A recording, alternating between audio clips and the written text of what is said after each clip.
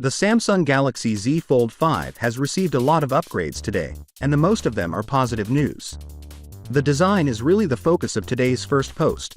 Last week, I gave you leaked press renders that were very similar to these renders from OnLeaks and SmartPre. And these renders must be accurate since that Samsung has taken my information down. Now, this isn't something we often see, but Samsung has been removing photographs from Twitter accounts, YouTube accounts, and other websites, giving us the idea that they are really real.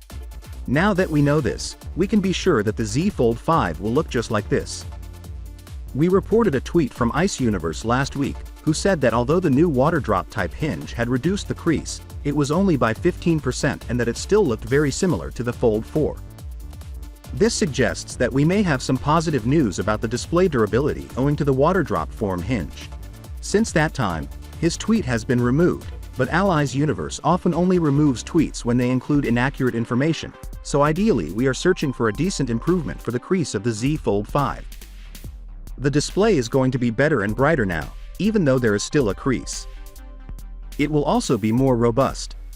Lika Ravanyas tweeted that while the Flip will remain the same price, the Z Fold 5 will see a slight reduction compared to last year and it's expected to drop by up to $100, meaning the Z Fold 5 could be launching from $1,699. This is more good news about the price of the Z Fold 5, as we always expect a slight increase, but this may not be the case. Therefore, this is fantastic news for those who are considering buying it, and maybe this explains in part why the gadget has such a similar appearance to its predecessor, because one of their main priorities may possibly have been cost-cutting. Now that the full specification list has been released by Yogeshbra on Twitter, it is a little disappointing to see how little has improved. According to Yogi's tweet, the phone has a 7.6-inch main display that runs at 120 Hz and a 6.2-inch Full HD Plus outer display.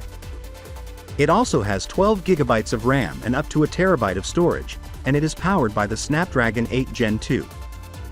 Finally, what are your thoughts about it? So without being said, let me know your thought in the comment below, and if you are new here, please subscribe. Peace out.